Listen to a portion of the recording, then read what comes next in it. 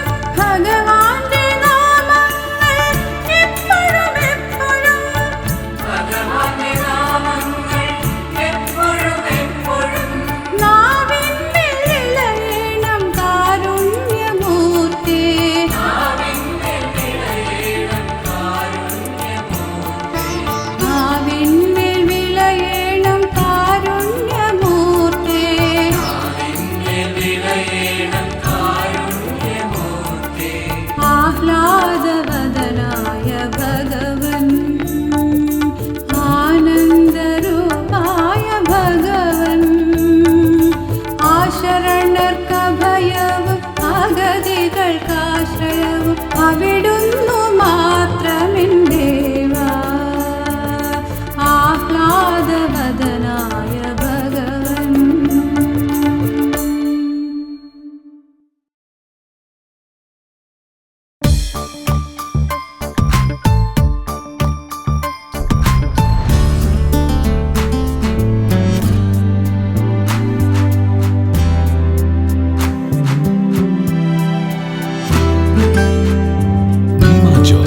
Kochi, Kottayam, Thodupuzha, Coimbatore and Mysore.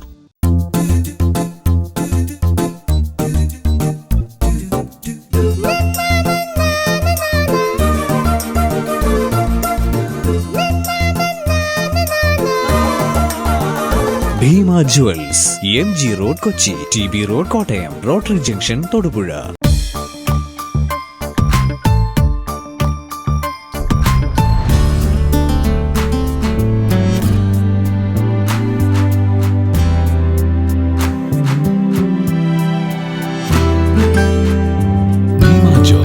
Kochi, Kottayam, Thodupuzha, Coimbatore and Mysore.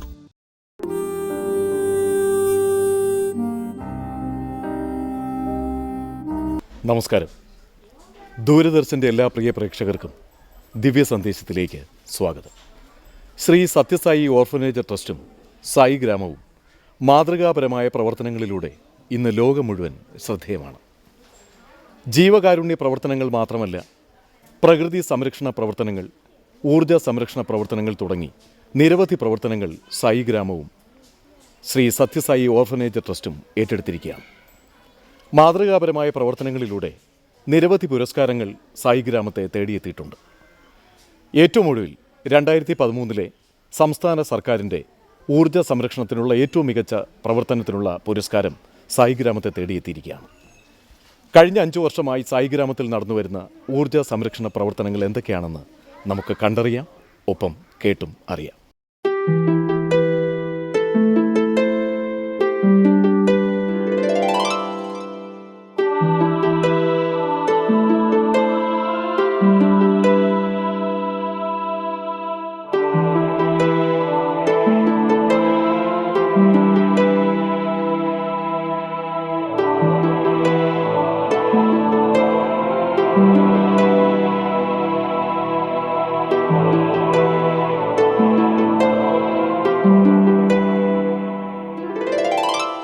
Shri Sathya Sai orphanage ട്രസ്റ്റിന്റെ തോന്നയ്ക്കലിലുള്ള സായി ഗ്രാമത്തിന് സംസ്ഥാന സർക്കാരിന്റെ 2013 ഊർജ്ജ സംരക്ഷണ അവാർഡ്.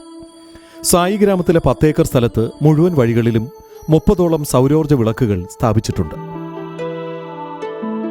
18 വർഷങ്ങൾക്ക് മുൻപ് സ്ഥാപിതമായ ശ്രീ സത്യസായി ഓർഫനേജ് ട്രസ്റ്റ് 1000 ദിവസത്തെ പ്രവർത്തനങ്ങൾ കൊണ്ട് ലോക ഭൂപടത്തിൽ തന്നെ ഇന്ന് സ്ഥാനം നേടിയിരിക്കുന്ന സായി ഗ്രാമം, ഒട്ടേറെ പ്രവർത്തനങ്ങൾ കൊണ്ട് ലോകത്തിന് മാതൃകയാവുന്ന, അശരണായിട്ടുള്ള ആളുകൾക്ക് അഭയസ്ഥാനമായി മാറുന്ന സായി ഗ്രാമം ഒട്ടേറെ പ്രവർത്തനങ്ങൾ ഇന്ന് ജീവകാരുണ്യ പ്രവർത്തനങ്ങളായാലും പ്രകൃതി സംരക്ഷണ പ്രവർത്തനങ്ങളായാലും ഊർജ്ജ സംരക്ഷണ പ്രവർത്തനങ്ങളായാലും ഭൂമിക്ക് എന്തൊക്കെയാണോ വേണ്ടത്, ഈ ഭൂമിയിലുള്ള ജീവജാലങ്ങൾക്ക് എന്തൊക്കെയാണോ വേണ്ടത്, ഇതിനെല്ലാം പ്രാമുഖ്യം കൊടുത്തുകൊണ്ട് പ്രവർത്തനങ്ങൾ നടത്തുകയാണ്.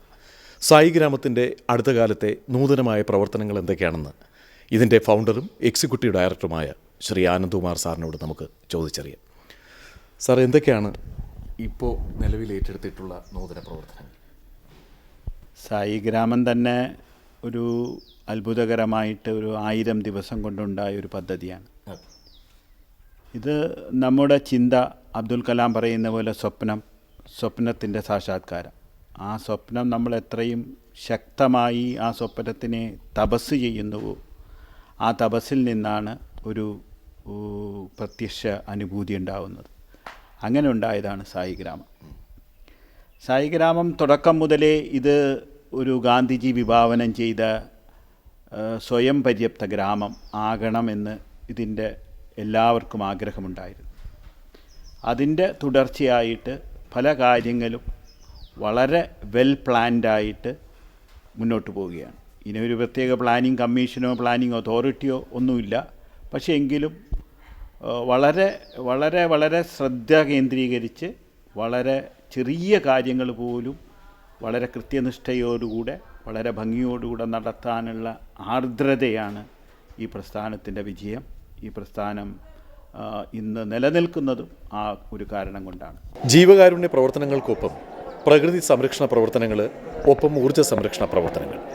ഊർജ്ജ സംരക്ഷണ പ്രവർത്തനങ്ങളിലൂടെ മറ്റേതൊരു നാടിനും ഏതൊരു സർക്കാരിനും മാതൃകയാവുകയാണ് സായി ഗ്രാമം. ഈ പ്രവർത്തനങ്ങൾ എങ്ങനെയാണ് താങ്കളിവിടെ നടപ്പിലാക്കുന്നത്? നമുക്ക് പൊതുവേ വേണ്ടത് നമ്മളെ സ്നേഹിക്കാൻ പഠിക്കണം ആദ്യം. അവിടെ നിന്നാണ് ഇതിൻ്റെ ബാലപാഠം എന്നാണ് എൻ്റെ ഒരു വ്യക്തിപരമായ അഭിപ്രായം. നമ്മൾ സ്നേഹിക്കുന്ന വഴി നമ്മളോട് കൂടുതലായിട്ടുള്ള സ്നേഹം ഉണ്ടാകുമ്പോൾ നമ്മളെ തന്നെ നമ്മൾ നശീകരണത്തിന് തയ്യാറാക്കില്ല. ഇന്നത്തെ ഈ കാലഘട്ടത്തിൻ്റെ നശീകരണത്തിൻ്റെ ഒരു വലിയ ഉത്തരവാദിത്വം അവനവൻ തന്നെ ഏറ്റെടുക്കണമെന്നുള്ളതാണ് ഒരു അഭിപ്രായം. പിന്നെ സായി ഗ്രാമത്തിനെക്കുറിച്ച് പറയുമ്പോൾ ഊർജ്ജ സംരക്ഷണത്തിൽ നമ്മൾ വളരെയധികം ശ്രദ്ധ കേന്ദ്രീകരിച്ചുകൊണ്ട് എല്ലാ കാര്യങ്ങളിലും, ഇപ്പോൾ കുടിവെള്ളം, അതുപോലെ ഊർജ്ജ സംരക്ഷണം, പിന്നെ അതുപോലെ നമ്മൾ കഴിയുന്നതും പുറത്തു നിന്ന് ഒന്നും മേടിക്കാതെ ഇവിടുത്തെ കാര്യങ്ങൾ കൊണ്ട് തന്നെ ഇവിടെയുള്ള എല്ലാ കാര്യങ്ങളും സുലഭമായി നടക്കണമെന്നുള്ളൊരു ചിന്തയാണ് നമുക്കുള്ളത്. ഇപ്പോൾ വൈദ്യുതി എന്നുള്ളത് ആരും ചിന്തിക്കുന്നില്ല. വൈദ്യുതി പാഴാക്കരുത്. വൈദ്യുതി വലിയ ഒരു വിഷയമാണ്. വൈദ്യുതിക്ക് അതികഠിനമായ ക്ഷാമമുണ്ട്.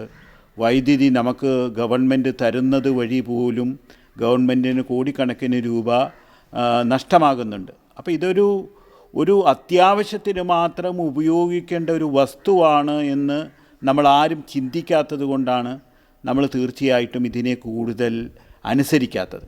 അപ്പോൾ ചിന്തിക്കുമ്പോൾ മാത്രമാണ് അതിന് അനുസരണ ഉണ്ടാവുള്ളൂ.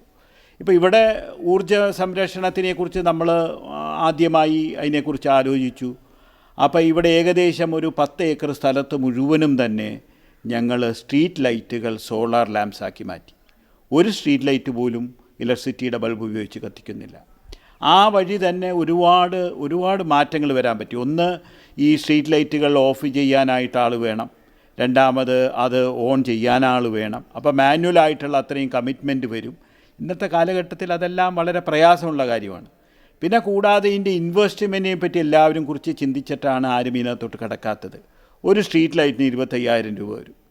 ഒരു സ്ട്രീറ്റ് ലൈറ്റ് സ്വാഭാവികമായിട്ടും അത് നമ്മൾക്ക് ഉപയോഗിച്ച് കഴിഞ്ഞതിന് ശേഷം അതൊരു ബ്രേക്ക് ഈവൻ ആകാൻ തന്നെ ചിലപ്പോൾ 5 വർഷം എടുക്കും. അപ്പോൾ ഒരിക്കലും നമ്മളുടെ ഒരു സന്ദേശം അല്ലെങ്കിൽ നമ്മൾ ചെയ്യാൻ ഉദ്ദേശിക്കുന്ന ഒരു പ്രവൃത്തി സാമ്പത്തിക അടിസ്ഥാനത്തിലാണെങ്കിൽ ഒരാൾക്കും ഒരു പ്രവൃത്തിയും ചെയ്യാൻ പറ്റില്ല. അങ്ങനെയാണ് കാലഘട്ടത്തിൻ്റെ പോക്ക്. അപ്പോൾ നമ്മളെ സംബന്ധിച്ചോളം നമ്മൾ അതിൻ്റെ എല്ലാം മുകളിൽ എയിം ചെയ്യേണ്ടത് നമുക്ക് ഇതെങ്ങനെ സാധൂകരിക്കാം, ഊർജ്ജ സംരക്ഷണത്തിൽ നമുക്കെങ്ങനെ ഒരു മോഡലാകാം, ഊർജ്ജ സംരക്ഷണത്തിൽ എങ്ങനെ ഗവൺമെൻറ്റിന് കുറേ വൈദ്യുതി ലാഭകരമാക്കാം എന്നുള്ള ചിന്തയായിരിക്കണം ആദ്യത്. അതിൻ്റെ താഴെ വരുന്ന കാര്യങ്ങൾ സാമ്പത്തിക ബാധ്യതയും സാമ്പത്തിക കമ്മിറ്റ്മെൻറ്റും സാമ്പത്തികമായിട്ടുള്ള കെട്ടുപാടുമെല്ലാം അതെല്ലാം രണ്ടാമതാണ് നമുക്ക് എടുക്കാൻ പാടുള്ളൂ. മാത്രമല്ല അതിൻ്റെ കമ്പാരിറ്റീവല്ല. ഒരിക്കലും ഈ കാര്യങ്ങളൊന്നും എക്കണോമിക്കലായിട്ട് വർക്കൗട്ട് ചെയ്താൽ ഒരു പക്ഷേ നടക്കില്ല. പക്ഷേ അതിലെല്ലാം ഉപരി നമുക്ക് ലക്ഷ്യമാണ് പ്രധാനം. നമ്മുടെ ലക്ഷ്യം ഇത് ഊർജ്ജ സംരക്ഷണത്തിൽ നമ്മളൊരു മോഡലാകണം, അല്ലെങ്കിൽ ഊർജ്ജ സംരക്ഷണത്തിന് വേണ്ടി ഗവൺമെൻറ്റിനെ സഹായിക്കണം എന്നുള്ളതാണ് നമ്മുടെ ആഗ്രഹം. അതിൻ്റെ അടിസ്ഥാനത്തിലാണ് ഓരോ പോയിൻറ്റുകളും. ഇപ്പോൾ 10-30ഓളം സൗരോർജ്ജ സ്ട്രീറ്റ് ലൈറ്റുകൾ വച്ചിട്ടുണ്ട്. അമ്മൂമ്മമാർക്കും അപ്പൂപ്പന്മാർക്കും എല്ലാം നേരത്തെ കുളിച്ചിരുന്നത് വാട്ടർ ഹീറ്ററിലാണ്. അതിന് പകരം ആ വാട്ടർ ഹീറ്ററെല്ലാം എടുത്തു മാറ്റി ഒരു 5000 ലിറ്ററിൻ്റെ ഒരു സോളാർ വാട്ടർ ടാങ്ക് വച്ചിട്ടുണ്ട്. അപ്പോൾ സോളാറിൽ നിന്ന് കിട്ടുന്ന ചൂടുവെള്ളം അവർക്ക് കിട്ടും. അതുപോലെ ക്യാൻറ്റീനിലും ആ വെള്ളം ഉപയോഗിക്കാം. ഈ രീതിയിൽ അതുപോലെ തന്നെ എല്ലാ ബൾബുകളും എല്ലാം ട്യൂബ് ലൈറ്റ് ആയിരുന്നു. പക്ഷേ നമ്മൾ സാധാരണ രീതിയിൽ നമ്മളെല്ലായിടത്തും കാണും, സൗരോർജ്ജം വരണു, അതെല്ലാം കൂടെ എടുത്ത് മാറ്റിയിടുക, പിന്നെ കുറേ സൗരോർജ്ജം ഉപയോഗിക്കുക. അങ്ങനെയല്ല, നമ്മൾ കേടാവുന്ന ട്യൂബ് ലൈറ്റുകളെല്ലാം അപ്പോഴപ്പോഴും മാറ്റി പകരം അത് CFL ലാമ്പുകളാക്കി. അങ്ങനെ വളരെ നല്ലൊരു പ്ലാനിങ്ങോടുകൂടെ പ്രത്യേകിച്ചൊരു വ്യക്തി അല്ലെങ്കിൽ ഒരു സമൂഹം, ഒരു പ്രസ്ഥാനം നീങ്ങുകയാണെങ്കിൽ നമുക്ക് ഈ നാട്ടിൽ ഒരുപാട് മാറ്റങ്ങൾ വരുത്താൻ പറ്റും. ആ മാറ്റങ്ങൾക്ക് നമ്മൾ സത്യസായി ബാബ പറയുന്നത് വ്യക്തി നന്നായാൽ സമൂഹം നന്നായി, സമൂഹം നന്നായാൽ രാജ്യം നന്നായി, രാജ്യം നന്നായാൽ ലോകം നന്നായി. ആദ്യം ഇത് വ്യക്തിയിൽ നിന്ന് തുടങ്ങണം.